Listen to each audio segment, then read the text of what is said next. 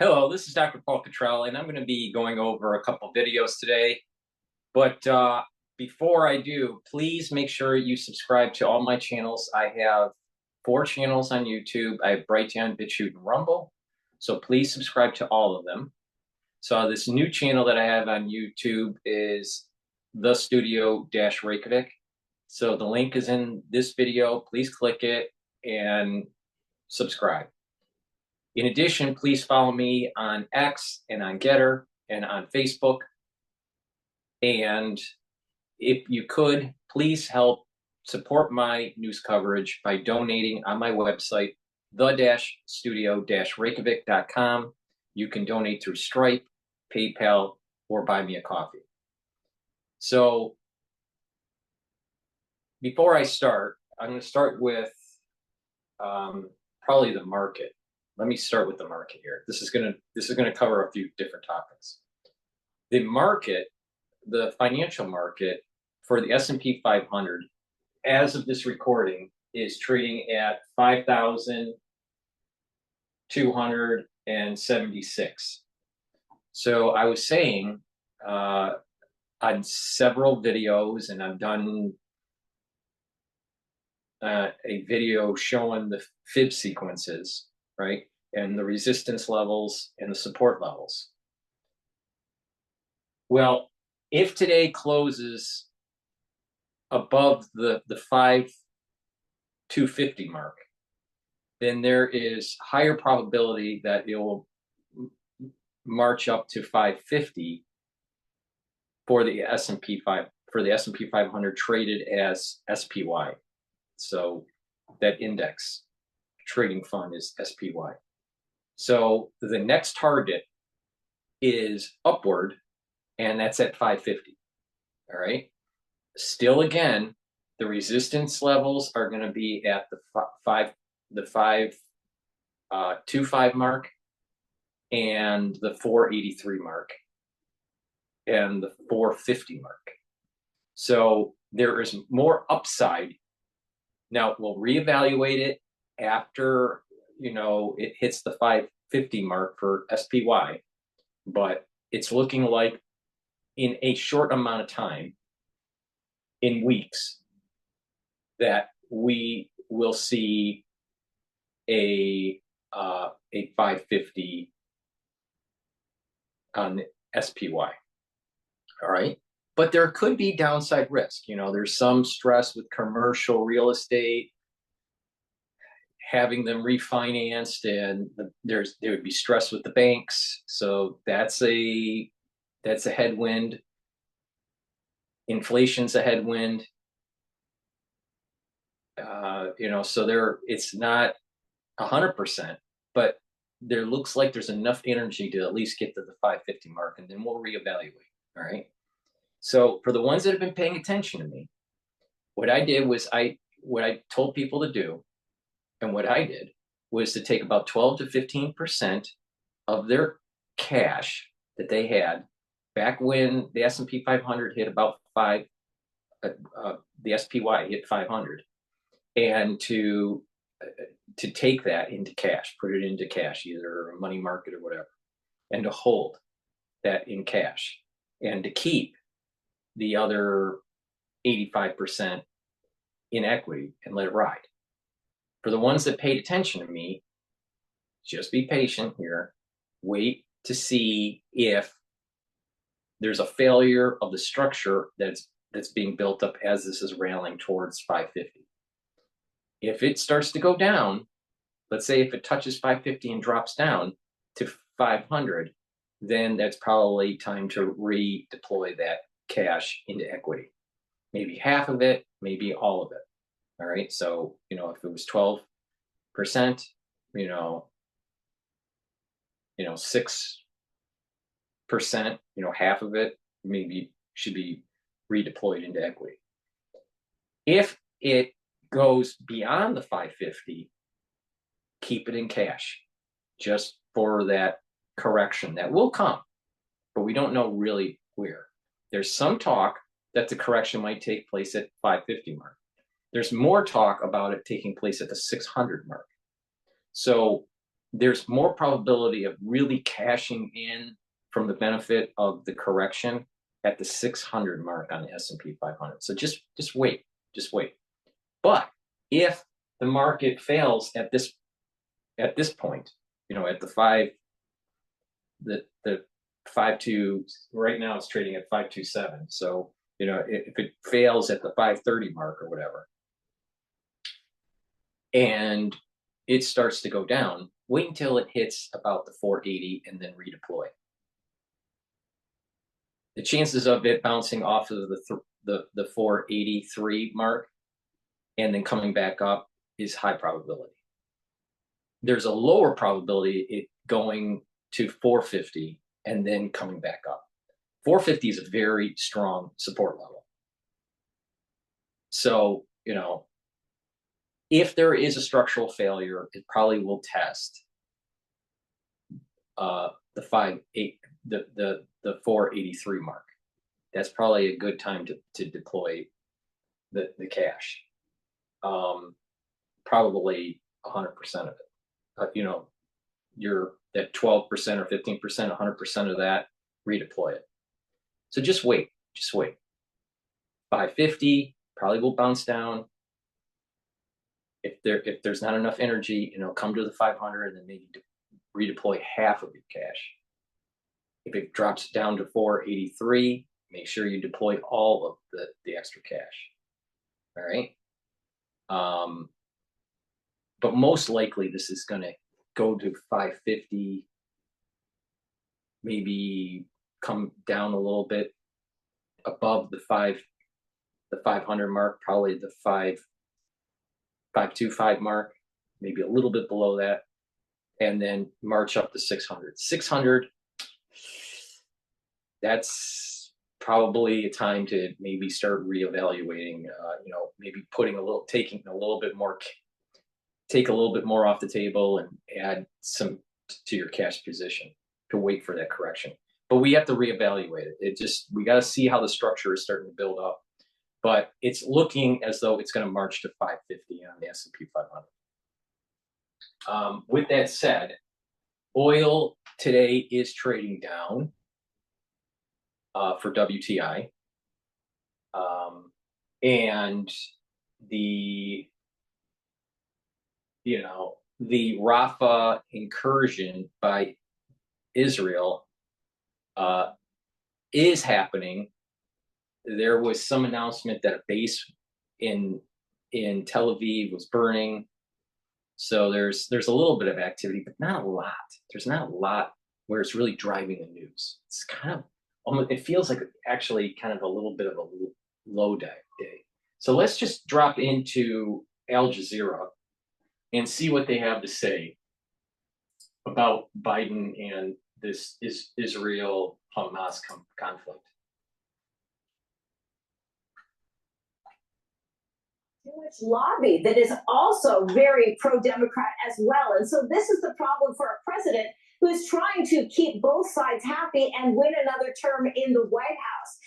So what we see right now going on is the president essentially saying, look, we sent the message to Benjamin Netanyahu that there is a limit to what we will do. And that was done with that pause and that sort of sectioning off of what type of weaponry would be sent. Now that that message has been sent, it is full steam ahead with the other types of weapons that the United States will send. What is notable, though, very quickly, is the fact that this tool is being exercised, something we've not really seen since Ronald Reagan was in office. Kimberly Halkett, our White House correspondent, with that update. Thanks, Kimberly. Let's bring you some breaking news coming out of the Gaza Strip now. There's been a large attack on the centre of Gaza City. Hani Mahmoud is in there outside of the Al-Aqsa Hospital. Hani, just bring us up to speed on what we think has happened. We are getting, you might say, mobile phone footage of the aftermath of what seems to be a large explosion, an attack in Gaza City. Yes, within the past 45 minutes, drones seem to have fired a missile on a group of people on a July Street. What's interesting about this news, and this is why I mentioned about the oil price, with this news popping up, I'm looking at the spot for oil, it's actually gone up.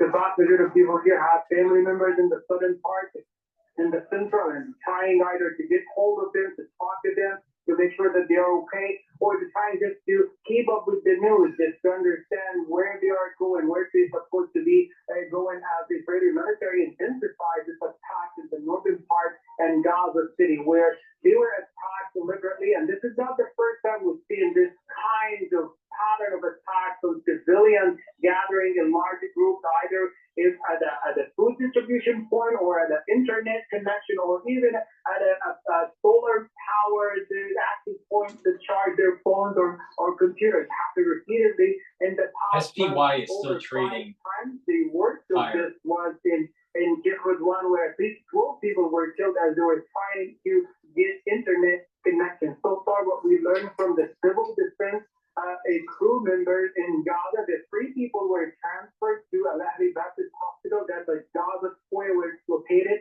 They arrived at the hospital already dead bodies. There are few more who are at a critical condition, and we're expecting the number to increase.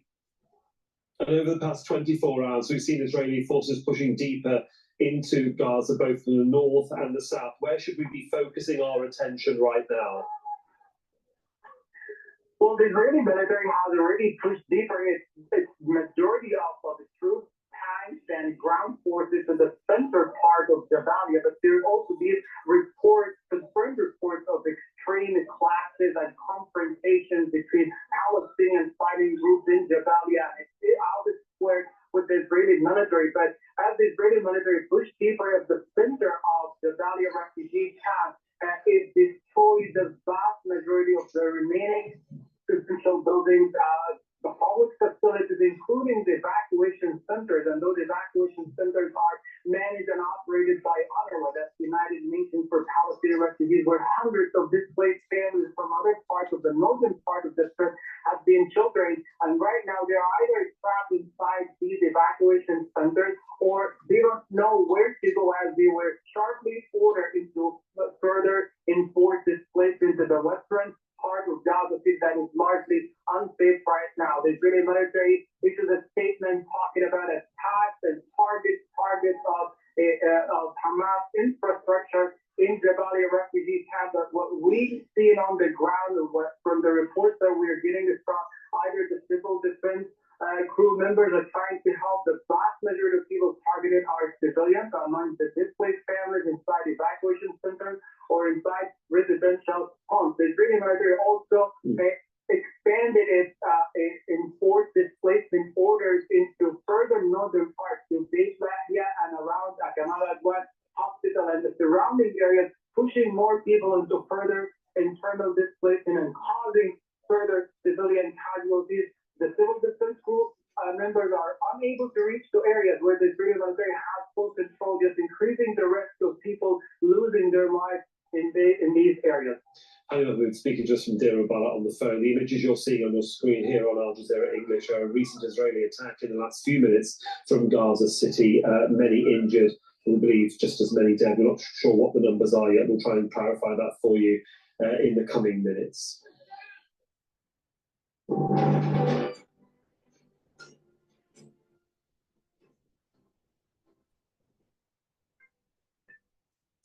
On to the day's other news now. Ukraine's President Volodymyr Zelensky. Because this is PNN, I have to go to commercial. Please go to my store, the-studio-reykjavik.com, and click the link in the video. They'll take you to the store. But get the structural nano silver that I have in the 30 ppm. I also have it in 14 ppm, which is max 14. And I also have max 35, which is 35 ppm. You take a teaspoon of it a day. If you're not feeling well, take a tablespoon or 2 a day. It'll help to neutralize pathogens. What you do is you swish it in your mouth, gargle, swallow. If you do that every day, you're going to be boosting up your immune system.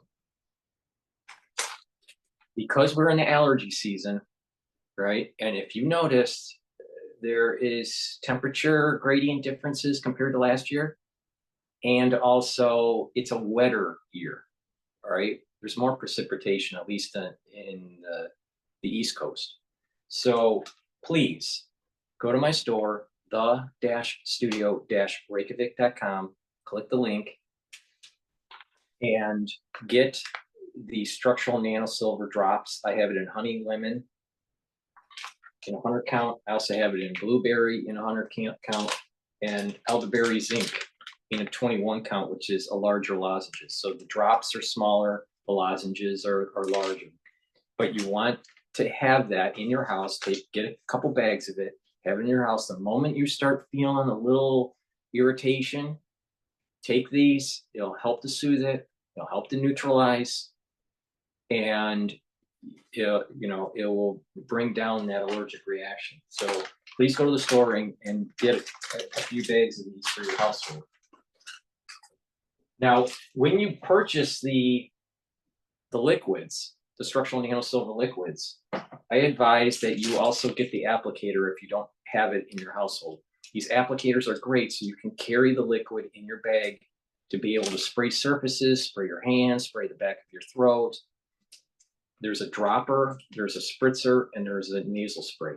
So you can put the liquid in there and carry that structural nano silver liquid with you without carrying a big bottle in your bag. It's great for moms to have it in their purse, or to take it to work, or to use it on their kids, whatever. But it's a great item. So go to the store and get the 3 applicator set. And lastly, I have a silver gel. It's an extra strength silver gel in a dispenser, so it's easy to carry in your bag. And you put that on your skin. It'll neutralize pathogens for 5 hours. Okay, it'll stay active for 5 hours. So you just use it on your hands. You put it around your face, around your mouth, lightly coat your nostrils, around your ears, around your eyes. All right, and it will protect you. All right, from pathogens, and this will help to boost up your immune system, because you're trying to create a barrier and trying to neutralize antigens. All right. So in addition, you can use it as a skincare. So you can put it on your skin and for, like, let's say abrasions or minor burns, cuts, and it'll help to heal. Why does it help to heal and speed up the healing process? Because it keeps the wound clean. All right. In addition, if you put it on your body at night and you exfoliate it, if you exfoliate the surface in the morning, and you do that on a regular basis, you'll notice that your skin is clearer and healthier. So you can use it as a skincare product. And people that have been using it, you'll also notice when you wake up in the morning that your skin's tighter, especially in the face. So I recommend using the gel. I have 2 different types of gel, but go to the store and get the silver gel, and it'll help you to neutralize pathogens. But not just that, it will help with the skincare. So it's a dual purpose product. So please go to the store, help support my work, help to heal your body, help to boost up your immune system. If you follow my advice, you can get healthy. You're going to have a better immune system. You're going to extend longevity, not just increase the number of years, but the good years. If you do this every day, if you follow my advice and take my products, you're going to notice the healing that's taking place in your immune system is starting to become more robust. So please go to my store, the-studio-reykjavik.com. But first and foremost, the government should use in order not to let it happen. In case this happens, yes, there will be consequences, but we are not yet there, and I sincerely hope that we will not be there. So it all boils down to the veto procedure. President Salomon. So what I'm going to do is I'm going to drop down to Fox News talking about the anti-Israeli agitators with Seinfeld. All right. Before I do that, I was able to attend an event that discussed the encampment at Harvard in the yard. This was a couple days ago. And that event was very interesting, okay? And there were some key takeaways, all right, from that event. One is, it was shocking to me that the deans of the different schools, so Harvard University has different schools, and each school has a dean. Well, the deans of the school are the ones that really control the discipline of the student of that school. All right. So if you have an encampment that is, let's say, 50% Harvard College, and let's say another 50%, just for simplicity in the argument here, from the Harvard Law School, then you are dealing with two deans, and the president doesn't have the authority for disciplinary action, right? So for this type of situation. So this is part of the reason why there's like this infighting that's going on within Harvard. Because if you have deans that some want to discipline the agitators, the camp, the Occupy camp, right? And you have others that don't want to, then it's hard to disband the whole thing. So there's a governance issue dealing with who has power with what. It's shocking that is allowed, and that there needs to be sometimes unilateral decision making at the presidential level of the university. So at the time, the thought was that the encampment would remain all the way into commencements. Well, yesterday, we received a letter, the alumni and the Harvard community at large received a letter stating that there was going to be a disbanding of the encampment. So there was an agreement, and there's going to be a peaceful disbandment of the camp. I don't know if that has taken place already. I think it has. So it's, from what I've been told, it seems as though the encampment will not be there for the commencements, and that there's going to be some sort of dialogue with the student body and the university about, talking about these matters. Now, they're obviously the students are going to be pushing free Palestine, right? And all this stuff, right? But it seems as though it's de-escalated, and it de-escalated more peacefully compared to what was going on, let's say, at Fordham or at UCLA or at University of Texas or Columbia, right? Or even NYU. So, it's an ongoing event, who knows, and maybe something changes, but it does seem as though it's de-escalated differently compared to Columbia. So, I find that interesting, and how commencements will be, I don't know. I mean, I'm sure that they're going to have these ultra liberals, with their cap, having some sort of protest statement. And I'm sure people will be wearing airfat garb, during the commencements. I just wish the university would, and all universities, not just Harvard, all universities would say, this is an occasion for the family and for the students, and there shouldn't be political protests on either side of an argument. And the regalia should be, sanctioned, right? The regalia is certain people have to wear certain regalia. A Ph.D. that wears the Ph.D. regalia. The master students, wears the master's hood. and the bachelor's degrees will wear, bachelor regalia, and that defacing the cap should be a no-no. So anything additional to the regalia that hasn't been approved by the university should be a no-go. And I think that the university and the president should enforce that. Unfortunately, what happens is you got these identity politics that's going on within the student body, where they'll have some sort of ribbon around their neck, doing some sort of protest for whatever, and it's not part of the official regalia.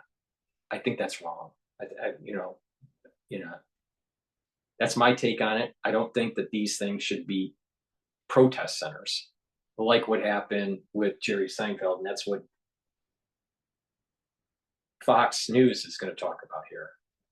So I just think that these students should have more discipline and realize when it is appropriate to have civil discourse about a certain issue and when not to. Unfortunately, what happens is there are people that don't understand there are boundaries. And this goes to a bigger issue here. If you look at X, or if you look at social media, or you look at Twitter or Rumble or Bitchute, and you say something, you tweet something, you post something, you do a video on something, and there's comments, right?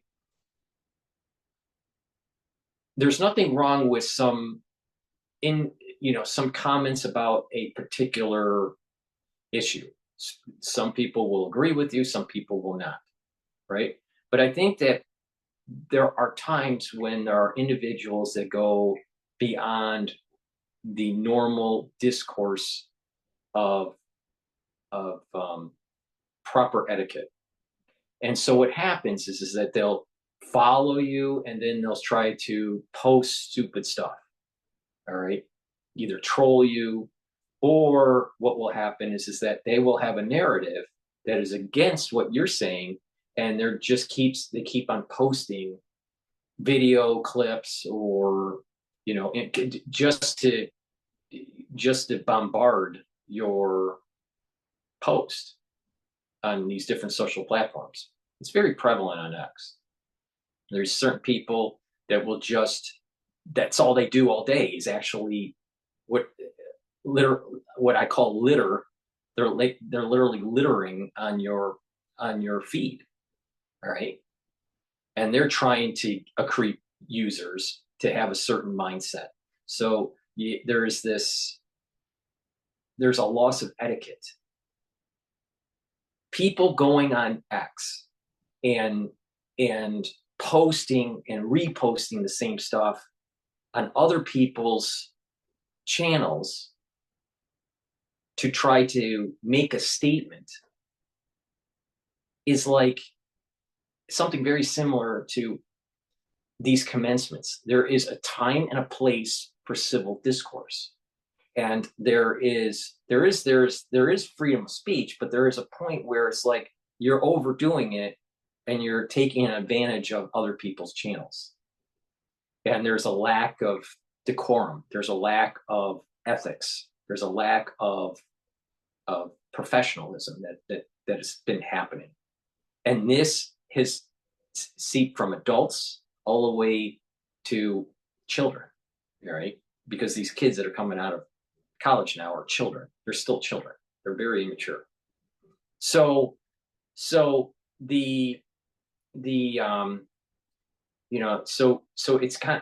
it's very similar to, let's say you have a yard, right? Okay, you have let's say you're living in suburbia, right? And it's not appropriate for other people to put signage on your property, right? It's actually illegal because they're trespassing. But the thing is that there is this lack of decorum, right? So I think this is the reason why social media is losing there's two things that are happening. It's losing its ability for good communication, and it's become nothing but a shouting match, a Jerry Springer event. And it's sad. And not only is it in the cyber world, but now it's getting into events where there's an event and then you have someone that's in the audience that shouts down the speaker for whatever reason, because they don't like their opinion or they don't like, their perspective on something. It's disruptive and it has lack of courtesy. Now, there is nothing wrong with disagreeing, and there's nothing wrong with civil discourse. But when you are overtaking an event in the real world, or even overtaking, let's say, spaces, someone invites someone to talk, and that person ends up, hogging the mic and saying things that are very inflammatory. That's not civil discourse, and that is not that there's not kind of a code of conduct that one should be following to have a civil society. That kind of conduct actually devolves the society, and we get the things that we're starting to see on campus. So I guess the big takeaway is that these things that are happening on campus, disruption of the public space, is happening also in cyber, because these channels are somewhat quasi-public spaces. But people shouldn't be having poor hygiene with constantly posting and trying to troll these channels. It's poor etiquette. And you're not going to get to the root of problems by being immature. And this immaturity is happening not just with the 20-year-olds or younger in social media. These are happening with people that are in their 50s. They're acting like kids. And there's a lack of decorum. There's a lack of professionalism. And there's a lack of code of conduct. And this is what we have lost in our country.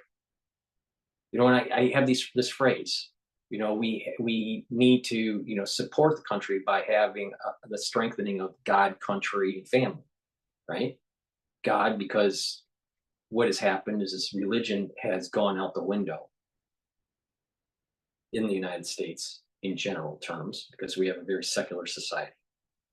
We don't have a strong family unit because there's a lot of single mother situations. There's the abortion issue. There is lack of consideration of life, especially in utero. There is this lack of desire for family formation. Part of it is financial, but a lot of it is psychological. So there is these three: God, country, and family. People hate. You're starting to see people are hating the country. It is beyond acceptability. It's beyond normal discourse to take down the American flag or burn the American flag. Well, that's just freedom of speech and blah, blah, blah. No, it's a manifestation of a hate for the country. And when you hate your country, you don't want to have family formation. You don't have a strong idea of protecting life, especially in utero. And you don't have some sort of morality that is usually rooted in religion. You're lost. The society is going to break. So realize these behaviors that you see in social media do creep into the real world. And we see it today.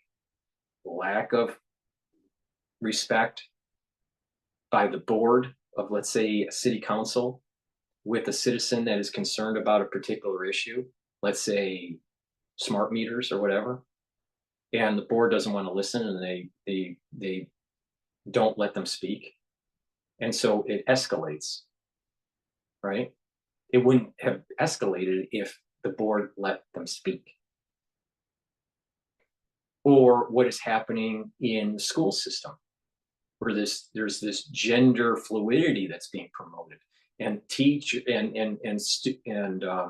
the parents are starting to realize what the teachers were doing, especially when they were doing home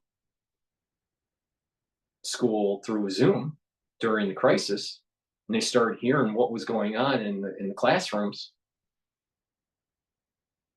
And when the parents get upset and they want accountability from the board and the teachers,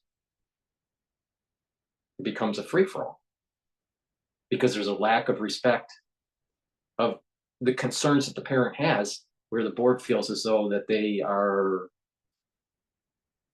omnipotent. Nothing can touch them. And so it escalates. We're losing the proper decorum. And I think it's magnified, it's amplified in social media. It's not good for the country if you want a stable, productive citizenry.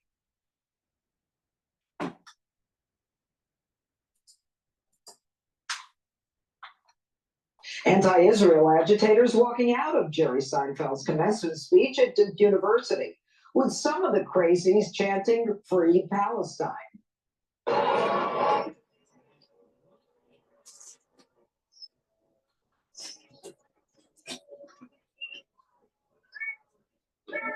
Jerry! And that wasn't the only unhinged weekend walkout. Columbia University grads were wearing zip ties, and one woman ripped up her diploma on stage. You know what? I'll go with the last one. Ripping up your diploma on stage, Jesse. Do you think that she should have ripped up her resume as well because she doesn't have a chance of getting a job? Alvin Bragg will probably. Well, no. It goes back. Remember what I said, decorum. This thing goes all the way back to the first State of the Union address that President Trump did.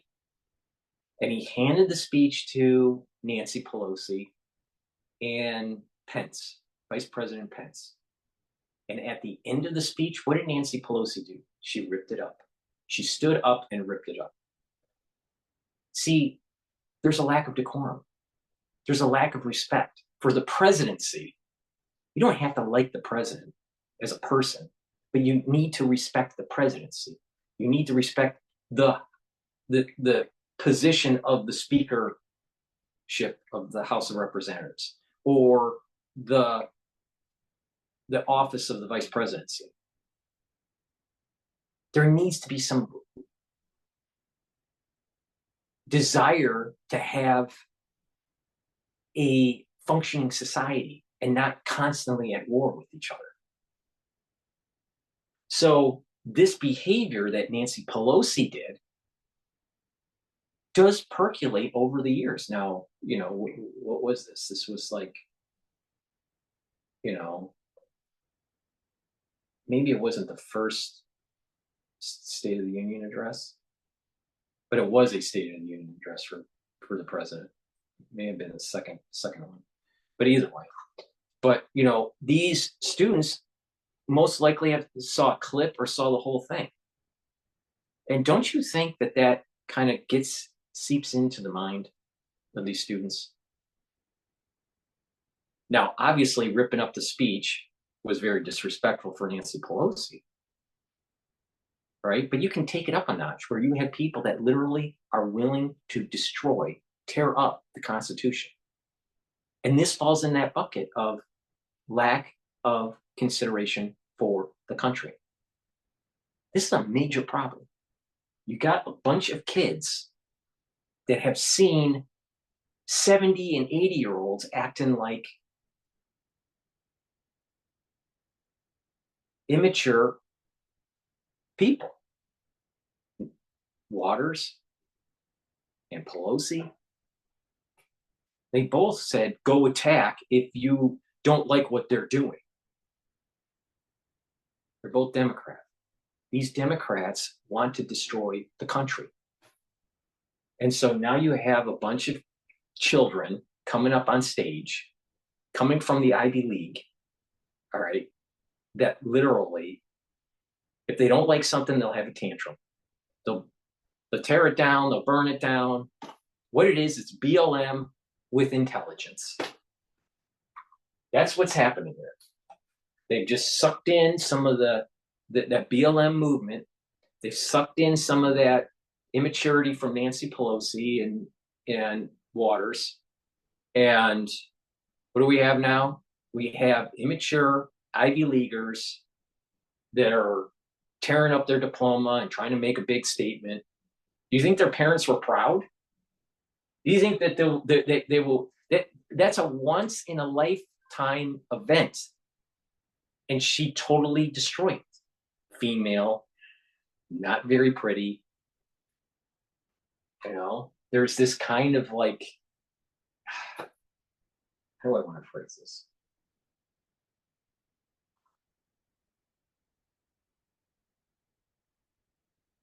There's just people letting themselves go, physically, mentally, and spiritually.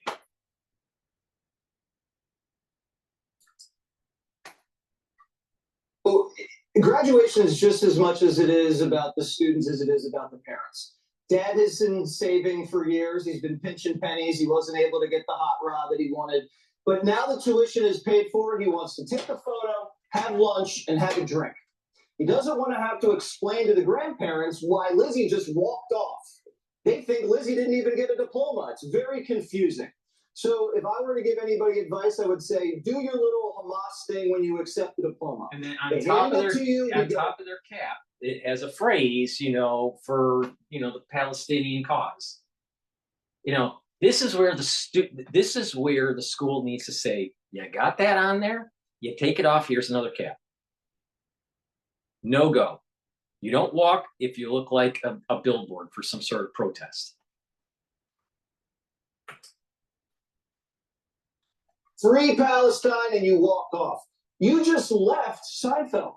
You don't get to hear what Jerry Seinfeld's advice was. This guy was the biggest star in the 90s besides Greg. Thank you. It was a star at Men's Health, less shiny, but still gleaming.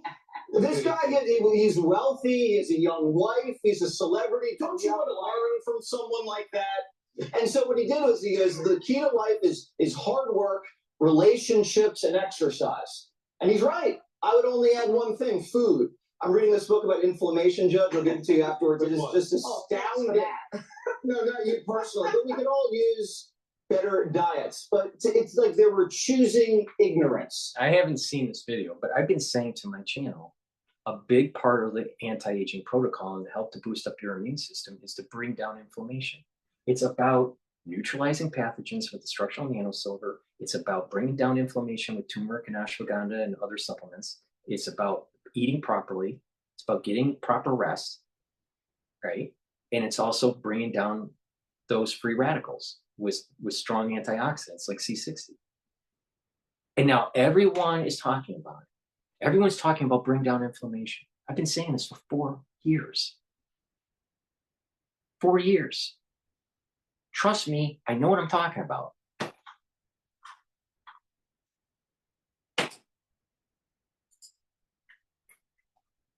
Anybody knows you never choose ignorance, you just stumble upon it like me sometimes. Okay, Katie, thank you. By the way, I'll take them up. Katie, you know, Duke University was very different from the kids at Columbia. I mean, what do you attribute the difference to? I mean, is it, you know, Columbia, they stormed the administration building, and Duke is totally different. A few malcontents walk out, but they pretty much are yelling, Jerry, Jerry. Yeah, consequences So, for what's it actions, about? maybe. Consequences for actions, geography. Columbia's in New York City, Duke is in North Carolina. You know, Jerry Seinfeld is someone who stopped going to college campuses a long time ago to do stand-up because it just would be like this. But the facts are that the majority of students around the country don't believe in this pro-Hamas, pro-terrorism ideology that's ruining things for everybody else because they believe in Western society, creativity, the First Amendment, keeping their heads, women's rights. I'm going to diverge here. It's really cool for the hooding during a PhD. So anyone that had a PhD and they have the hooding ceremony, usually the hooding ceremony is separate from the actual commencements. But it's a cool, you put so much effort, you're studying a lot, you write a body of work that is new to whatever your discipline is, and you get there and it is such a really energized, really cool day, right? And it's sad to see it kind of tarnished by these kinds of events where you have these protests that are happening. It's sad. It really is sad. Now, you probably don't see too many PhDs doing the protesting. Most of them are undergrad. Those types of things. And to Jesse's point, for them to walk out and not want to listen and learn from someone who has had a very successful career and life in America, too bad for them. And it just represents the larger liberal ideology of ripping things down constantly instead of building them up, whether it's ripping apart your diploma or destroying the commencement speech for everybody else. And for Jerry Seinfeld to get protested, she's right. She's totally right. This anchor is totally right. There is a mindset of just destruction. Tear down the flag, rip up the speech from the president, destroy the constitutional Bill of Rights, destroy capitalism. They're in destruction mode. And it's just, we're not going to be a productive society if we don't have God, country, and family. It's really simple.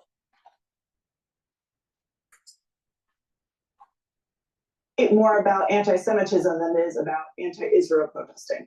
Sunday Biden is giving a speech at all right, it was Columbia. It said School of Social Work. Columbia University School of Social Work, Friday. See what I mean? There's certain groups of people coming out of university that's being indoctrinated to be anti-capitalist, anti-democracy. There is this similarity towards this Mao revolution that was going on in China. There's an American flair to it, but there is this takedown of everything that made America good. Now, it doesn't mean that there's not flaws. Everyone has flaws. Every country has flaws. But I'm pretty sure that if we follow what they want, which is not capitalism and not a constitutional republic, we are going to be a weaker country. Is about anti-Israel protesting. Harold, this Sunday Biden is giving a speech at Morehouse, which is historical black college in Atlanta, middle school. Yeah, and apparently some of the students are not happy already, and one saying generally the feeling on the ground is we don't want them here. We're obviously being used to score political points. I think one of the great problems in education in our society today, whether it's education in school or what we like to do with our kids, it's a really unfortunate trend where we are encouraging people to only want to be around easy tables in life. One of the reasons I love being around this table, the nights you all have me, is that the conversation is always stimulating. It sometimes can be a little combative, can be a little disagreeable, but we all have a healthy conversation, and I walk away from it having learned. And I hope I impart something that may make people think. Listening to these kids, I listen to what you said. He is successful, but even if he wasn't, you didn't mean it this way, you nor Katie. Even if he wasn't successful, the man has accomplished something in life, and he's lived his life. He's had the ups and downs. He's had more ups than he has had downs. He didn't talk politics in his speech. He said, in addition to what you said, Jesse, he said, find something where you love the good parts and don't mind the bad parts too much. Now, he's a comedian. He loves to sort of make fun of things and give a little satire to what he's trying to say. But I hope the kids took that at heart. Now, for those that walked out, I hope they actually learned how to protest. They didn't walk out, Greg, and say, to your point, you made the point earlier about the Hamas, that those who are LGBTQ hate Israel so much they'd rather be with people who might kill them if they were aligned with them. But I didn't hear them say, Hamas, take the deal for a ceasefire. Free the Israeli and American hostages. America, we think you should do differently there. This is them talking, but all they did was free Palestine and walk out. I don't think we teach kids. We're not teaching Americans. We're not teaching citizens how you protest. And frankly, worst off, we're not teaching people how to be around hard tables. Because hard tables can be fun. They can be interesting. They can be uplifting. And at the end of the day, you can push everybody forward to get the higher ground. So thank you, Jerry Seinfeld, for standing up, being there, and even speaking when those kids walked out. Greg, UNC Chapel Hill, they are now moving to divert DEI funds to police and public safety. These are the kids who fought for the American flag and held it up. Typical historic white college. You don't ever hear that. I think, it's funny. It all comes down to what Harold said, fun. Seinfeld is fun. And the people that you see on the other part of this equation hate fun. That woman that tore up her diploma, that was a diploma for social work. It would have been more of a travesty if she tore up like one of those paper placemat menus from IHOP. That's what it's worth. Seinfeld makes a really good point about privilege in his speech. He says, yeah, I came from a place of privilege, but so do you guys. You're graduating from Duke. I want to add to that and say, yeah, you should use your privilege, but if you don't, fine, be a loser. No one's telling you to use it. No one's telling you not to use it, except you. If you're rejecting the idea of privilege, then you need to reject your diploma. You should That's reject. right. And here's the issue that I've been saying on other videos, especially for the ones that are at Harvard. If you don't like what Harvard's doing, don't go there. Don't try to change the university to your fitting so you can piggyback the cachet of the historical significance of the university, all right, or its prowess in commerce, right? But what happens is these students, they want to control the university. It's not that they are a guest at the university as a student. And this is going to trickle into the workplace where they're going to work for a company. And what will happen is they'll take over the company through all these agendas. And I think that's somewhat is what's happening with Google. They think they own the place. We're seeing it with the immigration in New York. Well, you have this illegal immigration, the squatting, and this expectation that the society will pay for their illegality of being in New York here by breaking border laws. Why should the citizens of New York have to pay for this? Well, or see it. See, there's this lack of consideration of others. All right? There's nothing wrong with going through the process legally to be an immigrant to the United States. It's highly commendable. But when you're circumvent the law, when you're not following the rules to be a citizen, don't be surprised that other laws are broken too. And this is what we're seeing in New York. Now, that doesn't mean everyone's like this, but the point is that there's this lack of consideration. They don't care what damage they cause because they think that it's just a freebie. And this is dangerous for the society. It causes crime and it causes less productivity in the society. And inflation starts to go up, cost of living goes up, safety goes down, and and then there's usually a white flight out of the environment. This is what happened. The white flight that took place in Detroit, and then they went to the suburbs, and the only ones that were left were the blacks, and the city just decayed.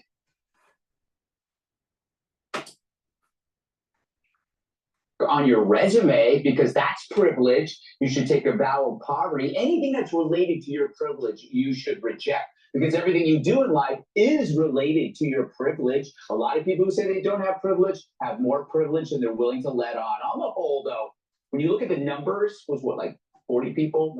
Yeah. You're seeing the literal example of the radical math.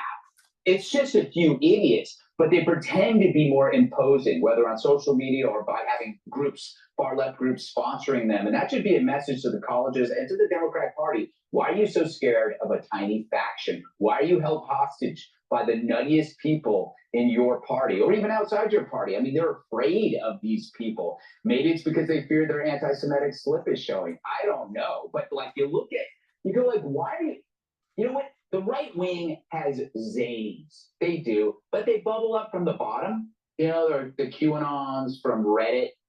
But the Democrats, they come from above.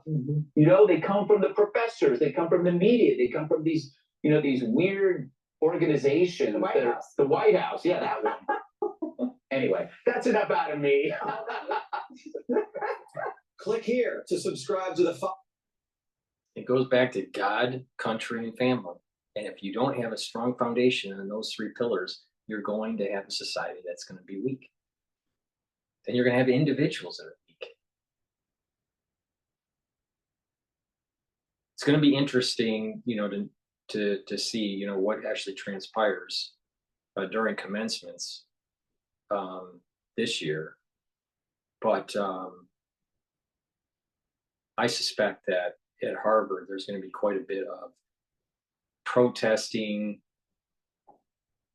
through people saying stuff and through wearing stuff on their regalia, pushing the Palestinian cause, pushing the Hamas cause. And you know what? I think the university, there should be a rule, that this is how you dress, this is how you respect the regalia, and this is how you respect the commencements. Discipline. That's discipline. I had a conversation just yesterday. I think that kids today should be forced into 2 years of military service, 2 or 3 years of military service. And, that would help pay for school.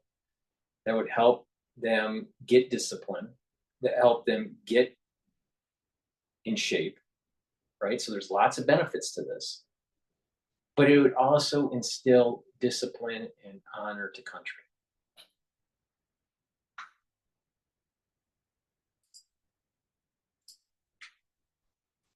Too much dramatic scene right now where there's more of an indiscriminate attack going on at the site of evacuation centers. These are a group of the schools in the Jabalia refugee camp where hundreds of families have been sheltering inside these schools. These are evacuation centers operated and managed by UNRWA, the United Nations for Palestinian Refugees, and more people are trapped inside these centers, unable to leave. Those who managed to leave, they actually managed to get away from the area under TVs fired by machine guns and by attack drones that kept chasing them out of Jabalia refugee camp. It's important to point out Jabalia refugee camp is the most densely refugee camp across the Gaza Strip. We're talking about 2 square kilometers where at least 120,000 people live inside this refugee camp. The vast majority of them have been displaced in this war and have been in and out of the refugee camp depending on the military operations area. But this time the Israeli military seems to be adamant to push deeper into the center of the refugee camp, pushing more people into enforced displacement, as well as causing this shocking level of destruction, as we were told by civil defense crew on the ground. Remaining public facilities, residential buildings are destroyed or severely damaged by the Israeli military. And also, videos are emerging from Palestinian groups. What do they tell us about the fighting and the battles which are raging?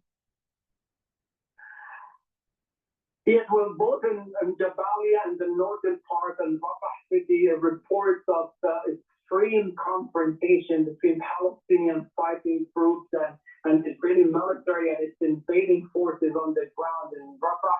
We're looking at reports and footage of Palestinian groups conducting. Obviously there is collateral damage and civilians are getting killed in Gaza. But just look at that picture, and it's a little bit small for the audience here. But just look at that picture, all right? This is a street that the buildings have been destroyed, all right? But the soldiers have to walk through to clear that. Now, you just talk to any soldier that served it, recently, especially, let's say, in Afghanistan or Iraq, all right? And that had urban combat, and they'll tell you, getting through that is really, really, really difficult. And it's almost impossible to prevent casualties on the civilian side because you don't know who's friend or foe. And it's a dense situation. That's pretty intense. That people that are in the armed services going through that's an intense environment. And unfortunately, these, quote, journalists on Al Jazeera and other channels aren't really paying attention to that. Now, there is obviously there's collateral damage that's going on. But it could be a hell of a lot worse. A hell of a lot worse. If you don't believe me, just talk to a veteran that actually has fought and stuff like that. The street to street and building to building combat clashes with the Israeli military, just taking advantage of the maze of rubble that created by the shocking level of destruction in the area and helping Palestinian fighting groups in maneuvering in the area. Similar situation in Jabalia as well, where the Israeli military is stating in a statement that they have been targeting infrastructure and strongholds for Hamas. At the same time, we're looking at this comeback of Palestinian fighting groups and pushing against the Israeli tanks and armored vehicles in the area. There were earlier reports of at least 12 Israeli soldiers that were killed in an ambush. This has not been verified by or hasn't been verified by the Israeli military yet. The statement talks about a group of soldiers who were injured in Jabalia, as well as more of them in Rafah city. All right, thanks so much, Hani Mahmoud there. Slovakia's Prime Minister Robert Fico has been shot several times and is reported to be in life-threatening condition in hospital. The shooting occurred in the town of Handlova, north of the capital Bratislava. He was shot after a government meeting. A suspect has been detained. The Slovak president has expressed shock over the incident. Elena could.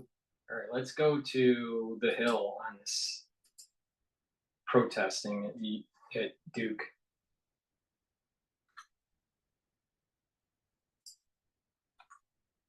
Speaker at Duke University, where his own kid was graduating from. Let's listen to what he had to say. So on my staff in the 90s, we had a lot of Harvard guys. They were fantastic, but I could never understand why these guys were so embarrassed about being from Harvard. They would never talk about it. They would never mention it. I'm not talking about Harvard now. I'm talking about the way it used to be. You're never going to believe this. Harvard used to be a great place to go to school. Now it's Duke. As a reminder, Harvard University President Claudine Gay resigned after her controversial congressional testimony about anti-Semitism and facing allegations of plagiarism. Now, just last week, Jerry Seinfeld also called out wokeness when he was interviewed about comedy by the New Yorker's David Remnick. There'll be some funny stuff we can watch on TV tonight. Well, guess what? Where is it? This is the result of the extreme left and PC crap and people worrying so much about offending other people. When you write a script and it goes into 4 or 5 different hands, committees, groups, here's our thought about this joke, well, that's the end of your comedy. It seems to be a family.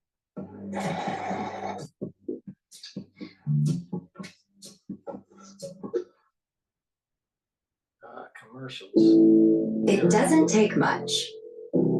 Helping the ASPCA give an animal in need the care. See? It seems to be a family affair, as Seinfeld's wife recently made headlines for donating to a UCLA pro-Israel protest. It's one of the few protests where there was physical violence by a pro-Zionist mob against the protesting students. So it's not surprising that a handful of pro-Palestine students booed Seinfeld and left before his speech started. Many on X weighed in on that viral moment. Author and Twitter influencer Nick Adams wrote, quote, "If you can't handle a speech from Jerry Seinfeld, your college has failed to prepare you for the real world." But popular X user Adam celebrated the moment, writing, quote, "Bravo to the Duke students who walked out of their commencement ceremony right as smug Zionist Jerry Seinfeld is introduced to speak." Now, it's worth noting that a number of pro-Israel commentators on the app very specifically characterized the walkout as anti-Semitic. Fred Gutenberg, who is known as a parent of a Parkland child, the shooting child, tweeted, "Students walked out of Duke." I don't think it's an anti-Semitic statement by the students that walked out. It's disrespectful to the university and all the attendees. And this is the problem. This is that they don't realize that their behavior has a perniciousness that will seep into society. It's not just this event. It's going to be on the street corner. It's going to be in the workplace. It's going to be on the social media. It's going to be this perniciousness of their activities will be pervasive.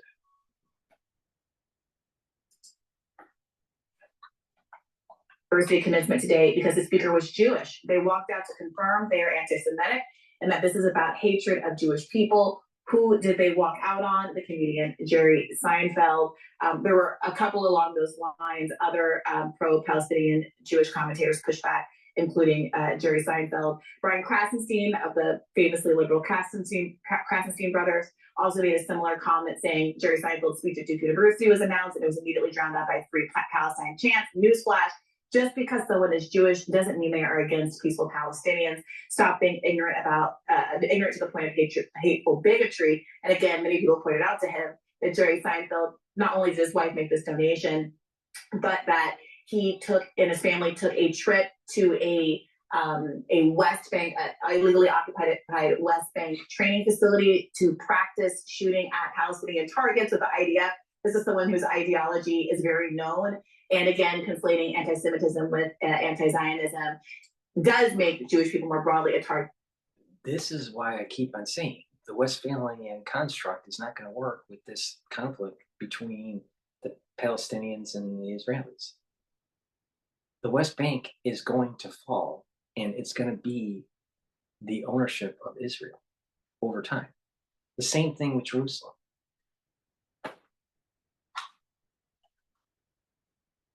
That's the big thing. That's the big elephant in the room.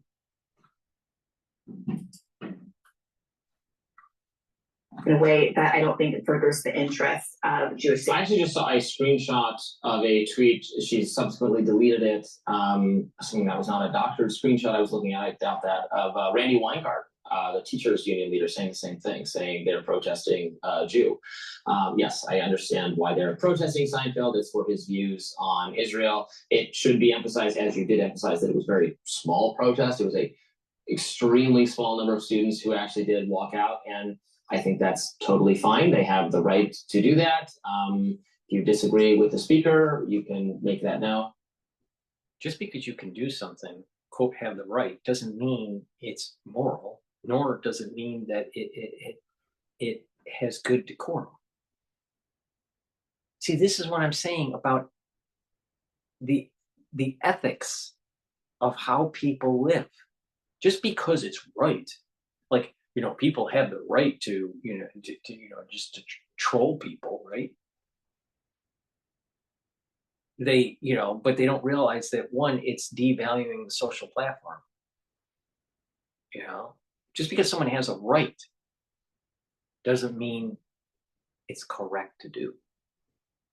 And this is where, you know, you start to hear it with individuals that are, especially in New York, because it's high population density. I've seen this with my own eyes, where you have a Black individual smoking at a bus stop and breathe and breathe the smoke out on elderly people, all right, that are sitting next to them and not caring what they do.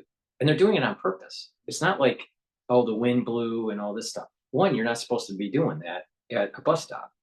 Two, you should have the mental acuity to realize that certain social behaviors should not be conducted in certain circumstances. So what happens is that these people have this mindset, well, I can do whatever I want. No one's going to do anything to me, but they don't care about the downstream effects of how it's affecting other people. This is what I mean by it's pernicious. And when you get enough people doing it, it's all over the place. It's ubiquitous.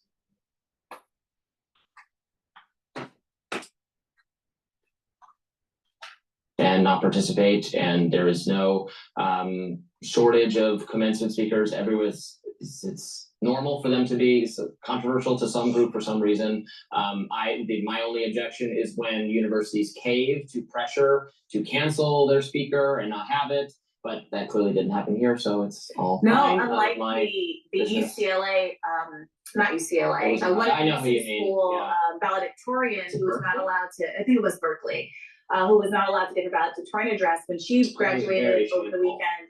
When her name was called and she stood up, she received a thunderous applause that lasted a really long time, which did seem to suggest a great deal of support from the student body. And again, horrible for someone to have to work all those years for that accomplishment and to be denied that by the university. It's also worth noting that while the walkout appears to have been minimal, according to Brian Krasenstein, who again is very sympathetic to the pro-Israeli position here, he says that there were quite a few chants of free Palestine, Susan, that he characterized it as drowning out Jerry Seinfeld's speech. Maybe we should talk about the speech briefly. What did you make about those remarks? So I actually read that. Before we get his opinion, this is PNN, and I have to go to commercial. Please get my structural nanosilver soap, because there's a lot of liberals out there that are messing up the place. You got to make sure that you stay clean. So go and get these high quality soaps that I have. They're made from structural nanosilver. I have it in different versions. I have this one in lavender. This one's in charcoal tea tree, peppermint, lemongrass, and oatmeal spice.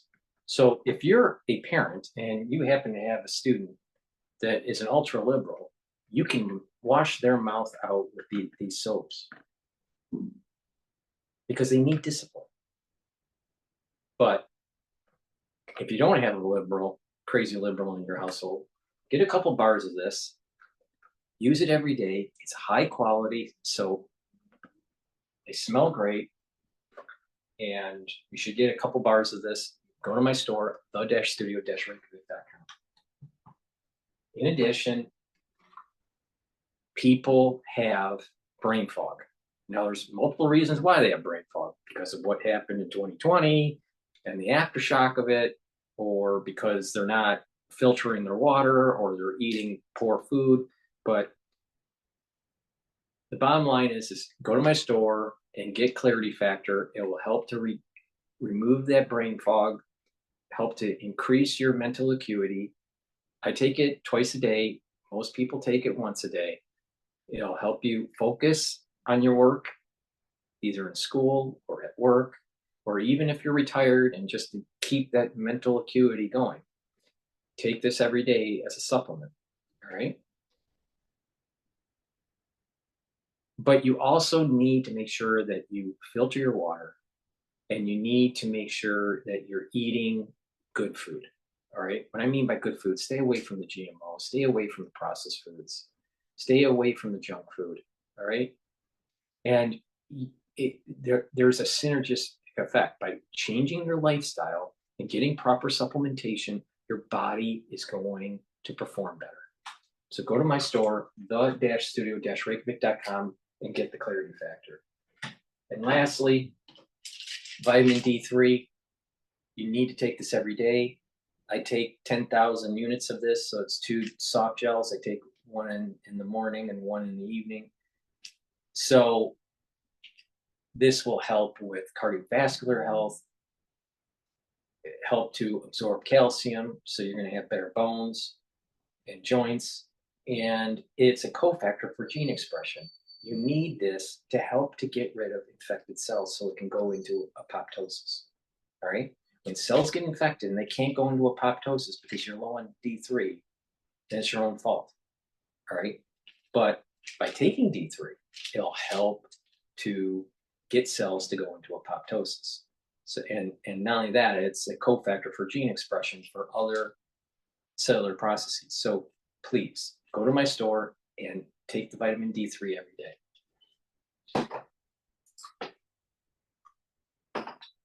Just kind of a playful jab at Harvard. You know, you're talking to the audience for one college, so you make a little bit of, I think that was very non-specific, and I was looking a little bit, obviously I didn't listen to the whole speech, and it doesn't sound like his criticisms of Harvard actually ever did get more specific than that. I saw the speech characterized by the Atlantic's Connor Friedersdorf as pretty generic kind of life advice, you know, the sort of, usually these speeches are pretty generic, you know, some in my day, and here's how you can be leaders, and et cetera, and so on and so forth. My commencement speaker was Barack Obama, and I don't really remember what he said, but he was a great speaker, so that was a very exciting day for all of us. It seems like the actual remarks were not political and would not have offended anyone. I literally don't even remember mine. I've been to so many commencements that I can't remember which one was mine, and which is, I think that was, it was Bill Gates.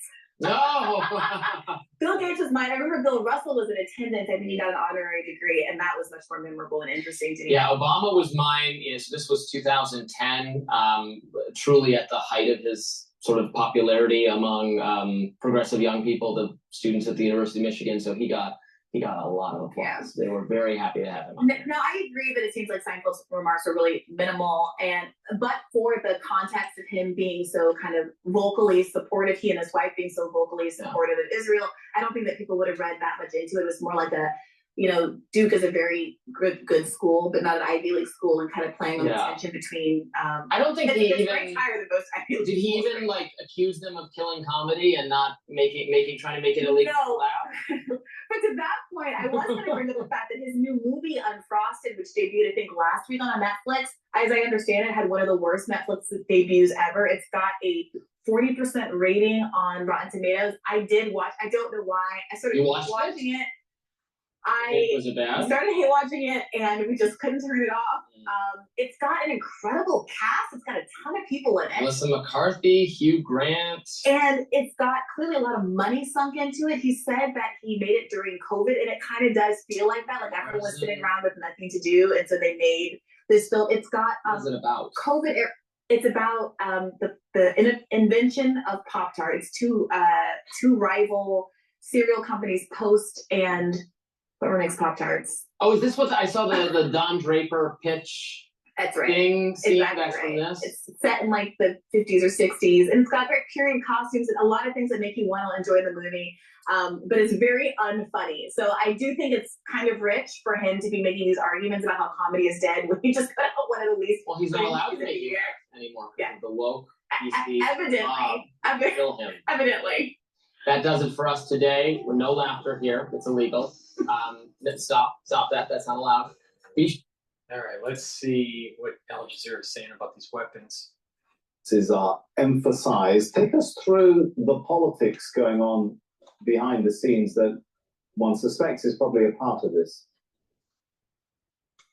Yeah, well, I mean, the bottom line is this is an election year. And so Joe Biden has a rather difficult hand to play when it comes to satisfying just the various factions of the Democratic Party. You have the very significant and very powerful Jewish lobby that is largely Democrat and is looking for him to continue to support Israel. But at the same time, you also have the more progressive wing that is very largely youthful in nature and has been actively demonstrating all across the United States on college campuses. And then also you have that global protest that's been happening in world capitals internationally as well, saying that they're looking for conditions to be attached to the nearly $4 billion that's given to Israel every year in military aid. And so trying to balance that has been the challenge for Joe Biden. And so that's what this has been. It's been essentially walking the fine line, sending a message to Israel that things are not going to be automatically sent all the time, especially with the more than 35,000 Palestinians that have been killed. This is an example, a rare example of the U.S. using the tool and leverage that it has to send that message, but at the same time, still continuing with its commitment to Israel that it has done for decades. All right, thanks so much, Kimberly Halkett. Oh, still ahead on Al Jazeera, Ukraine's president cancels all upcoming foreign visits as Russia escalates its attacks on the Kharkiv region. And it's scored the Premier League. What I'm noticing with Al Jazeera is that what's going on with Israel is not really dominating their news coverage. So that's why I meant that things kind of seem a little kind of slow. Let's take one more video and then we'll see what they have to say about Trump. We're here in court with President Trump standing with him, but we need you to stand with him too. Go to DonaldJTrump.com, support President Trump in his efforts.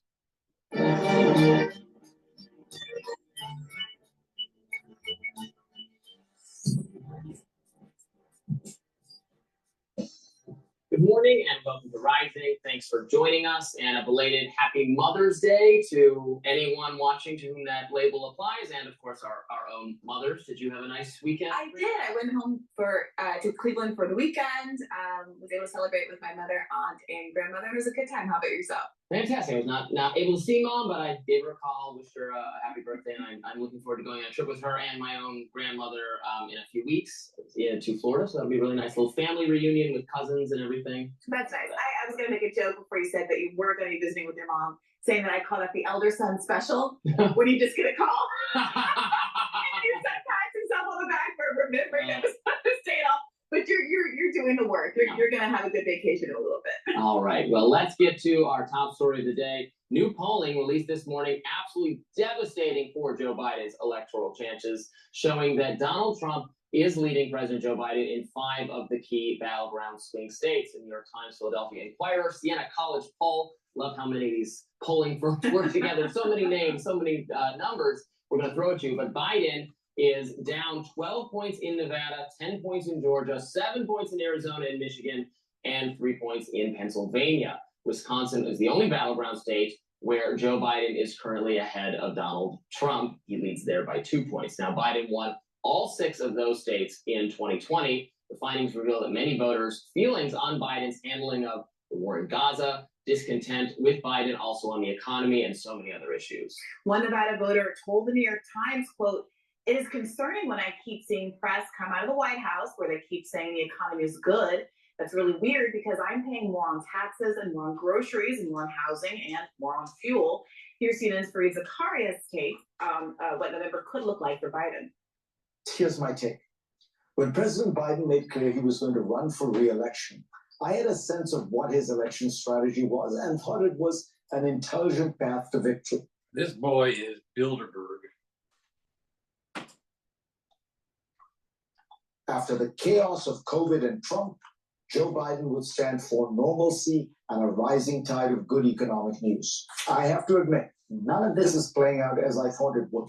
Trump is now leading in almost all the swing states. Trump could always embroil himself in some kind of scandal. But trend lines are not working in Biden's favor.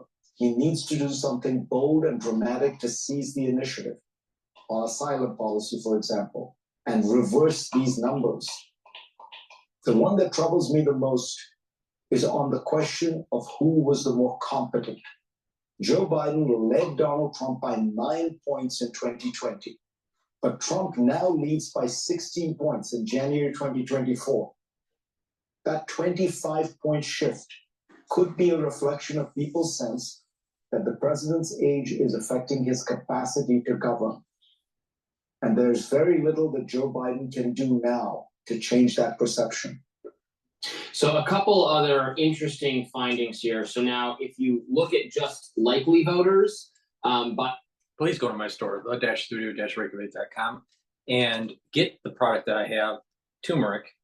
This will bring down the inflammation. It's part of the anti-aging protocol to help boost your immune system. Take this every day. It'll bring down that inflammation. It's also an antioxidant. Take it also with ashwagandha. They'll help to control your blood glucose levels and bring down that inflammatory response. Resveratrol is an antioxidant, and it'll also help to get rid of senescent cells. It's part of the anti-aging protocol. Vitamin C, very important to help boost your immune system.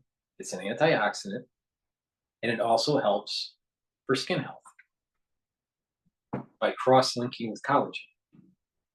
And the Good Night formula is really important so you can get 3 cycles of REM sleep. By getting 3 cycles of REM sleep regularly, you're going to consolidate memory better, you're going to be detoxifying your body, and you're going to be well rested. So please go to my store. If you're not getting a good night's sleep, get the Good Night formula. It has melatonin and tryptophan and many other vitamins. And you need to boost your immune system. Really important in the, in the post era from the crisis that we went through in 2020. Take lignans. It's a powder. You mix it with your food, or you can mix it with water. Take it every day to help boost up your immune system. It's for males and females. They'll also help to stabilize and balance your hormonal levels. So this is a great immune booster. So please go to my store. I carry very high quality products. Go to my store and get the lignans. Take it every day. and gets a little bit closer in some of the states, and he's trailing just narrowly then in Michigan and Pennsylvania as well. With RFK Jr. and the independent candidates in the mix, it basically doesn't change it. RFK Jr. is like at 10% in this poll, and he's taking from both Trump and Biden at this point. I think it's interesting that, frankly, Biden is more competitive in Michigan, Pennsylvania, Wisconsin than he is. Trump is much more solidly ahead. Nevada, Arizona, Georgia, which are more they're more racially diverse states. Interesting. I think you can see the effect very clearly that Gaza is having for an issue on Biden, the dissatisfaction with younger voters, certain minority voters as well. I want to pause what Robbie's saying, because the live feed with Al Jazeera, I want to hear what this guest is going to say.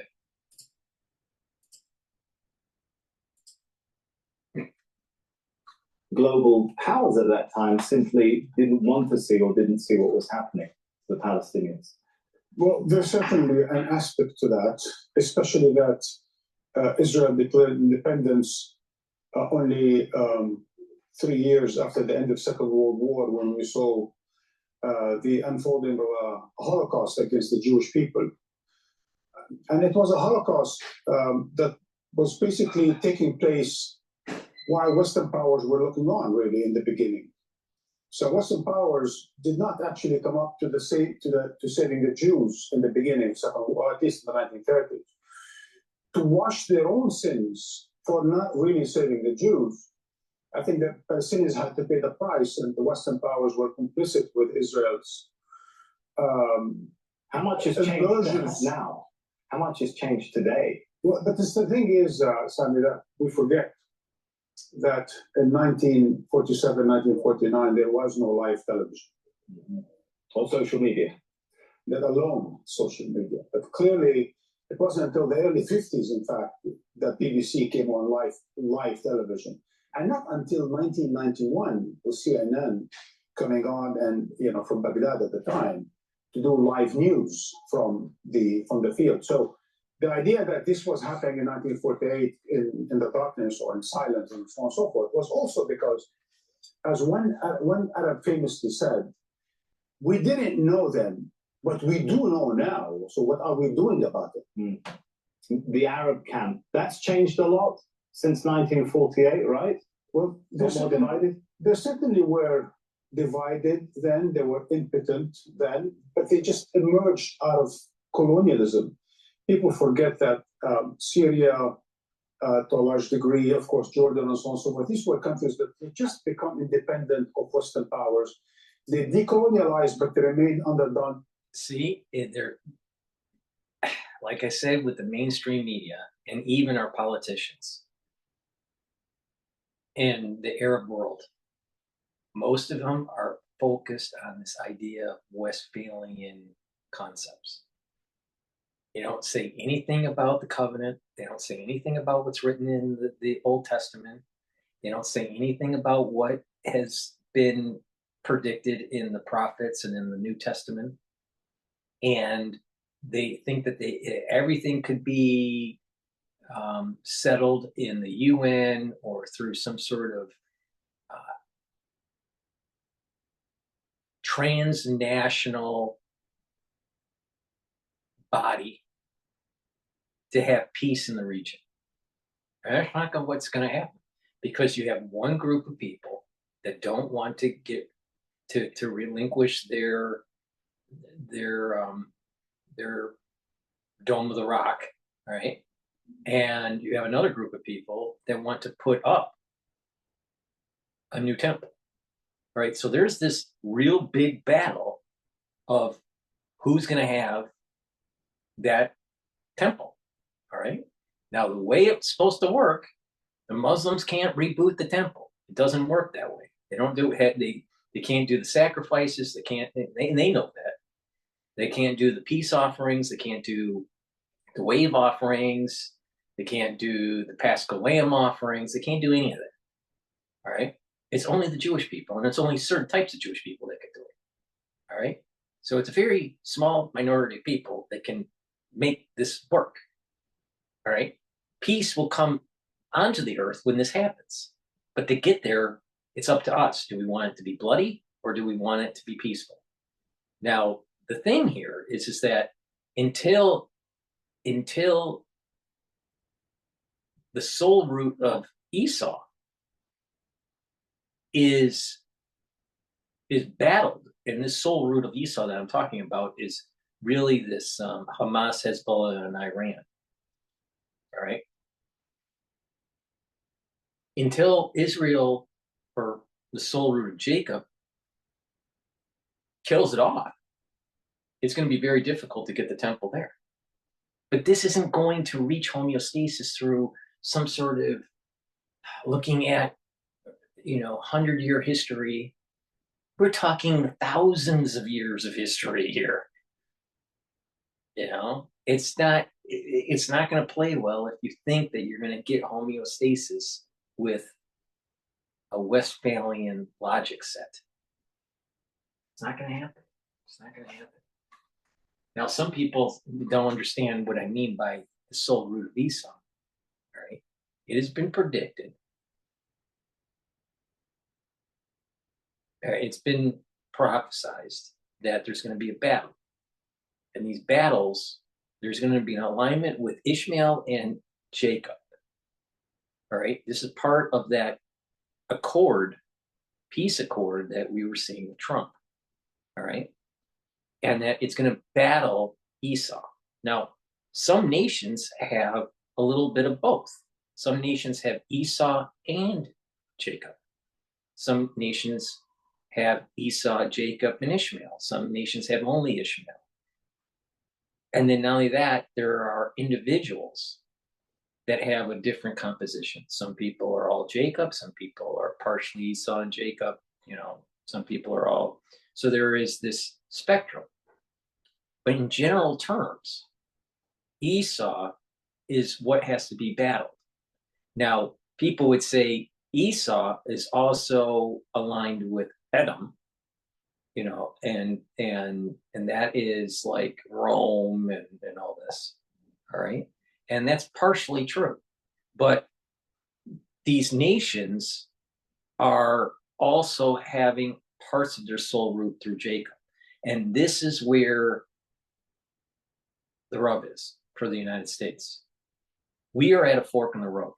Do we take most of our soul root is part of Jacob because of this Christian Judaic base? All right. Most of our soul root is Jacob. But there is a soul root of Esau that's part of the country and part of the people, the individuals that are in the country. All right. And of course, there are individuals that have Ishmael too, but in the average, in the aggregate, there's more Jacob than Esau. But we can make decisions that help Esau soul root and hurt Jacob's soul root, even though we have that our percentage of soul root is more affiliated with the attributes of the soul root of Jacob. We can make the wrong decision, even though our soul root has a higher percentage towards the opposite. All right, that's what's happening. And this is what I mean by the curse will happen on the United States if it picks the wrong path, if it aligns itself with the wrong soul root. If it aligns itself with Hezbollah, Hamas, and Iran, the United States will be cursed. And the empire will crumble quicker. The empire is going to crumble, but the empire will crumble much quicker. If it aligns itself with Jacob, it will be the yoke for the Middle East to become a prosperous region of the world. This idea of the century of China, no, it's going to be a century of the Middle East and India.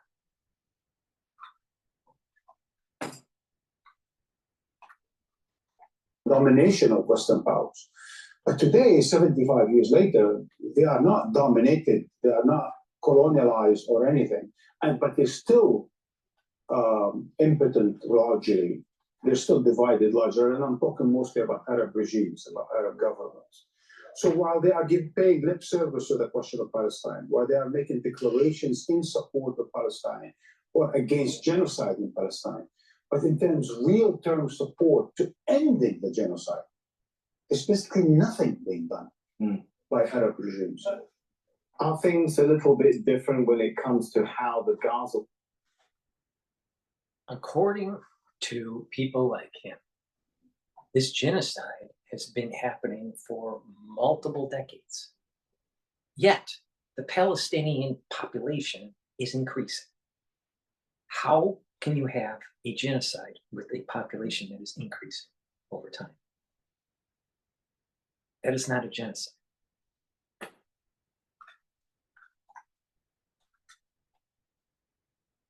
But I'm telling you, it's a battle of the souls between the twins. And they don't have the blessing, and they don't have the birthright. Or maybe realigning global solidarity, strengthening global solidarity with the Palestinians as a dispossessed people, even if, as you said, Arab states are, quite impotent. Look, I say that with heavy heart.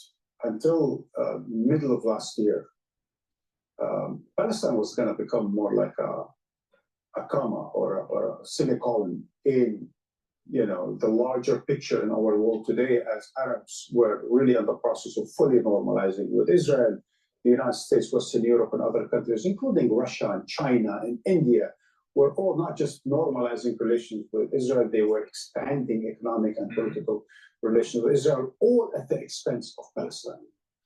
So since October 7, and mostly, notably since Israel's unfolding genocide in plain sight and on the TV screens, as we just say, that really did lead to a backlash. And the backlash was across the board among movement for justice, equality, against racism around the world. But what we saw the last few weeks that was totally refreshing, totally encouraging and inspiring was the Generation Z, you know, the students, the young people and so on and so forth, especially in Western society, taking the fore and paying price, making sacrifices for a Is that a serious challenge to the global power structure over dispossession, if we put it that way? Well, look, in the immediate term, I don't think that's going to make any difference for the people in Jabalia, Gaza, or Rafah. But, you know, when you talk about Harvard, Columbia, and Oxford, Cambridge, Lausanne, Geneva, and so on and so forth, we're talking about the next generations of leaders around the world, the next elite, the next economic, financial, political elite around the world. So, yes, in terms of longer term, one cannot be but, as I said, inspired and hopeful that this new generation will be far better than their parents, the so-called X generation. Marwan, it was good to have you in the studio. Thank you so much. And let's go back to Hanma. It's going to be a sad world when those, quote, elite leaders get into power. Please go to my store, the-studio-reykjavik.com, and get the multivitamin that I offer. It's a very high-quality multivitamin, easy to digest, and it has all the minerals and the vitamins that you need to help as cofactors to maintain the proper cellular metabolism, right? People don't realize that vitamins are really important as cofactors, and if you don't have enough of them at a regular basis, you're going to have poor cellular processing. So please go to my store and get the multivitamin as part of your supplement protocol. I have partnered up with Rainbow Herbals, and we have developed these deodorant bars. We have it in peppermint, lavender, and tea tree, and also citrus. These bars are for males and females, but not just that. You use it as a deodorant, but it will slowly help to detoxify your body. Why? Because it doesn't have any aluminum in it, doesn't have baking soda in it, and it has essential oils that are very high quality from the Himalayas. You can't get a higher quality deodorant bar than this. So please go to my store, the-studio-reykjavik.com. Get a couple bars for your household. They'll help to detoxify your body slowly, and it works great as a deodorant. So please go to the store and get the citrus or the peppermint, lavender, and tea tree version of the deodorant.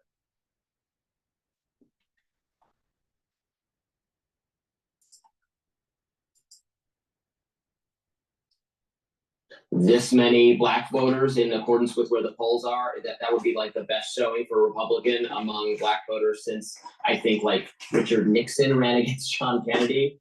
And then the economic woes not helping Biden with a lot of moderate voters, a lot of the anti-Trump Republican voters, they all out there. So it is just bad news on a lot of fronts. Yeah, so with respect to Hispanic voters, the Times piece makes clear that Trump and Biden are essentially tied between 18 to 29-year-old Hispanic voters, even though that group gave Biden more than 60% of their vote in 2020. That's a huge shift. Trump does win more than 20% of black voters, but that's nothing as compared to what we're seeing with respect to the shift in Hispanic voters. The article also points out that in many respects, Biden is better off. Things have happened that should have advantaged Biden as compared to when we saw the last round of these not very good polls for Biden with respect to swing states, including him already starting a significant ad spend, the fact that Donald Trump is currently in the middle of a criminal trial. A lot of things that people thought were going to get better as we got closer to the election, including his posture in Gaza, have in fact gotten a lot worse. And I think the Gaza point is, of course, important to focus in on. There are some interesting kind of word on the street, testimonial, narrative commentary in this piece. But numerically, when it comes to Gaza, about 13% of voters who say they voted for Joe Biden the last time around, but do not plan to do so this time around, cite his foreign policy and specifically the war in Gaza. And of that 13% of people who said, I voted for him before, but I'm not voting for him this time, only 17% say that they think he's not sympathetic enough that they're not sympathetic enough with Israel. In other words, it's people who think that he's being too sympathetic to Israel that are dragging him down. Again, 13% among people who, these are not swing voters, these are not maybe voters, these are people who have demonstrated that they will vote for Joe Biden, have voted for Joe Biden, have simply changed their mind over this one issue. Well, and if he's losing, young, more progressive voters for this, even if that's not, the entirety of his base of support, but he's not gaining, he's not offsetting those losses with gains elsewhere, and he's losing, maybe his foreign policy, his stance on those things might not matter as much to some of those moderate, middle of the road suburban voters, but they're not he's not gaining their votes. They dislike him for other reasons. The economy, the attempts to spin the economic news coming from the White House, coming from sympathetic media, are falling on completely deaf ears. The electorate is not buying that argument at all. Prices still seem way too high for them in terms of groceries, housing, gas, all of those things. They are not buying the argument that the economy is turning around. I also think Fareed Zakaria's point about the kind of confidence in the president might be a reflection of something that we knew from the beginning, and Biden, the Democratic Party, could have paid attention to from the beginning, which is that about 3/4 of the Democratic electorate did not want Joe Biden to be the candidate precisely because they did not see him to be either cognitively fit or that his age was going to be an issue. And it's hard for me to hear a stat about competency like that and not wonder if things, frankly, that are beyond Biden's control, namely his age and mental fitness, are really driving those numbers down. It's also worth noting that it doesn't seem like Donald Trump's trial, the hush money trial, is having any impact at all. The Times says that the survey offered little indication that the trial damaged the former president's political fortunes. So far, just 29% of voters in battleground states said that they were paying a lot of attention to Mr. Trump's legal woes, and 35% thought that the trial was likely to end in a conviction. So people so far at least aren't really paying enough attention. It doesn't seem to be moving the needle here. And I think your point is fundamentally the core one, that if Biden is losing votes on the left and not picking up votes anywhere else, he is doomed. And this is really telling, because the Democratic Party, they said this in 2016, they've been repeating it since then. They believe that they can fill in the gap of their core base voters ditching the Democratic Party by reaching out to moderates. You see the Biden campaign reaching out to Nikki Haley voters while really thumbing its nose at the left, seeing the growing discontent over the conduct in Gaza, seeing the growing discontent of the idea that American tax dollars are being spent on a conflict that doesn't seem to have any upside for the American people, and choosing instead to stay the course. It seems obvious here that if it doesn't go Biden's way in November, the idea that they're going to be able to blame this on the left as opposed to their own choice to basically rather lose the election rather than to abandon Israel, that's going to sit hard on the Democratic Party. And I think it's going to have to affect their strategy going forward into future elections. Can you get away with blaming the left anymore when you've made it clear to the American public that you would rather lose than veer from the kind of core geopolitical warmongering instincts that both parties have adopted over the history of this country? Well, in both parties, someone is going to lose in November. Please go to my store, the-studio-reykjavik.com. The link is in the description of this video and all my videos. It's really important to take C60 every day.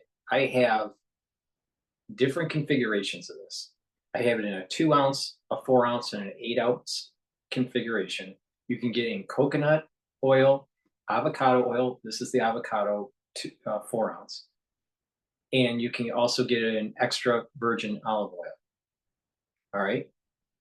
You take a teaspoon of it a day, and you take it every day, and you will notice a huge benefit over a very short amount of time. What are the things that you're going to start noticing? You're going to have more energy. You're also going to start noticing that if you work out, you're going to have better recovery time. You take it on an empty stomach, especially in the morning, for better absorption. But C60 will soak up those free radicals because free radicals cause damage to the cell. All right, they're called reactive oxygen species. And when we get older, we get a buildup of oxidative stress, right? These free radicals increase and causes damage to the cells. Some of these cells go into senescence, some of them go into reversible necrosis, and others go into irreversible necrosis. As we get older, this buildup starts to increase. That's why when you look at people that are older, they seem to accelerate their aging at a certain point. Usually about 65, and you start seeing them age much quicker. But if you take strong antioxidants on a regular basis, and the earlier the better, and you take it continually, right? There are compound benefits by making sure that you are neutralizing those free radicals, all right? So by doing that, you have better healthy cells, better healthy tissue, and in addition, you have more ATP because the mitochondria will be healthier. And that means that you'll have better mental acuity because you need a lot of ATP being produced by your mitochondria for neuron transmission.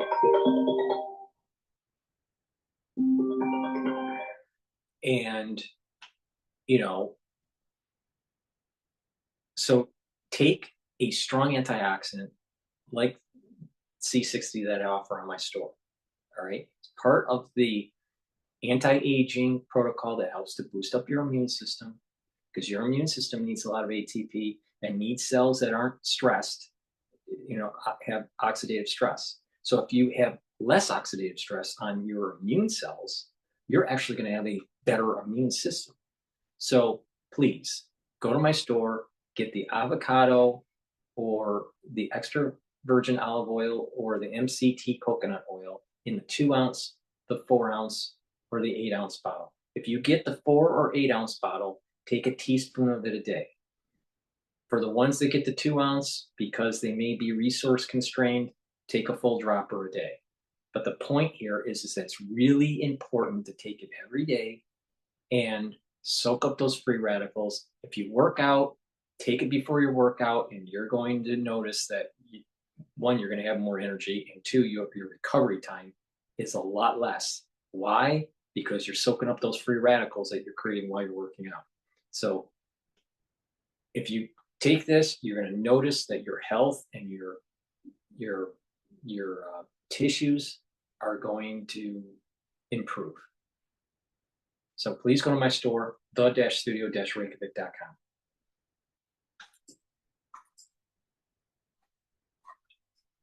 And that party is going to have to take a long, hard look in the mirror and say, how did we blow this? Yes, because either party could have turned this into, I don't know for sure, but it certainly seems like either party could have turned this into a landslide victory for their side with a different candidate other than the two that are running, with massive negatives, massive red flags that they're both contending with. They're frustrating their own supporters, but neither side was able to ditch their guy, and so we're in this race to the bottom. Yeah, and I would say Donald Trump is benefiting from not being in the White House and not having direct responsibility, not having to take ownership for the economy or for foreign policy or anything and the like. And he's also having the benefit of not being questioned directly by. Wait a minute.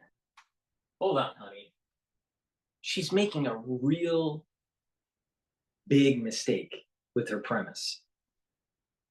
The premise is that the economic instability that we have with inflation, all that, would have been independent of the president?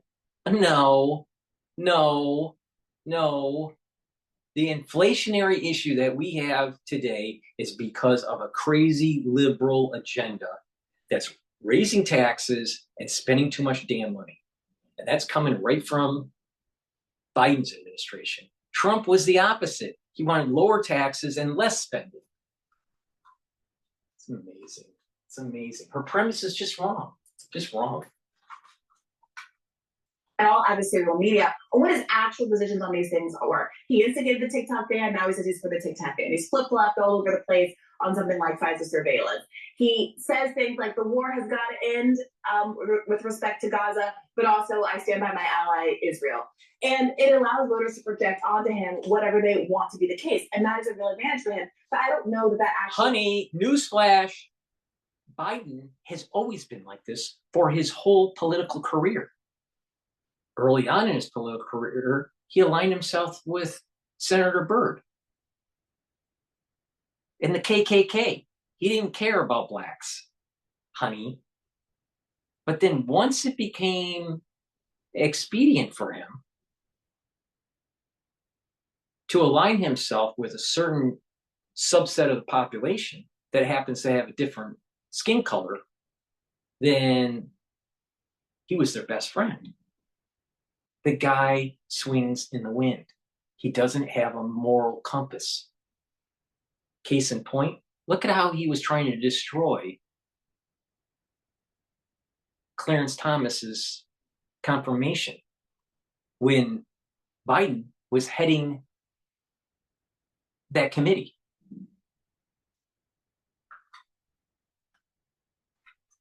You look at the long history of Biden, and you will notice that he swings. He swings in the wind. All right? And he doesn't really care about the poor or the minorities. And then when you add in the pay-to-play stuff that was going on with Hunter Biden, right? And he's getting a kickback, of 10% for the big guy or whatever. The guy is on the take. He acts like a mob boss. A substantive advantage for the American public when they get a candidate who is likely to be very similar to Joe Biden in a lot of these respects. Meanwhile, independent candidates like RFK Jr., Cornel West, and Jill Stein are constructively eliminated by not having a primary, by not allowing there to be any kind of debates. Donald Trump obviously has ditched all debates in the Democratic primary. The Democrats didn't allow there to be any primary whatsoever. And so what are the real options that are presented to the American public? What does it mean for us to have one of the largest, most powerful countries in the world where we claim to have this grasp on what democracy is? This is supposed to be an election about preserving the democracy. And people legitimately have two choices that they do not like and feel like they are locked in because our media system and our political system will not reveal to them that there are others waiting in the wings. Well, as we mentioned last week, RFK Jr. will be attending the Libertarian Party convention later this month. Donald Trump is scheduled to speak there as well, and RFK Jr. has challenged Donald Trump to debate him while they're both at that convention, which will be in D.C. Yeah, notably, I should say, when that happened, Jill Stein also followed up with RFK Jr., who had said that he would submit himself to a debate, but has declined to actually follow through with Jill Stein and the other third-party candidates. So I'd like to see if there's any movement on that as well. Third-party debate would also be terrific. More rising right after this. A third party would destroy this country. A uniparty would destroy the country even faster. All right, so that's the broadcast for today. So please go to my store, the-studio-reykjavik.com. Also, please help support my work by donating. You can donate through Stripe, PayPal, or buy me a coffee on my homepage of my website at the bottom of the homepage. You can also be a paid member to my Patreon account. If you're at a higher tier level as a member for my Patreon channel, then you get special benefits, and those special benefits are access to lectures that I have done on pulmonology, and shortly we'll be publishing immunology lectures. So you get access to some of those lectures depending on what level that you join at. So please go to my store, the-studio-reykjavik.com. Get the ebooks, get the supplements, get the medical lectures, and improve your health. If you follow what I've been saying, supplementation, proper diet, exercise, balancing, challenging your brain, talking to people, getting a little bit more spiritual, all right, bringing down that stress level, you're going to really improve your well-being and your mental acuity and your health. So pay attention to me and you'll be fine. All right. Thank you for listening and have a nice day.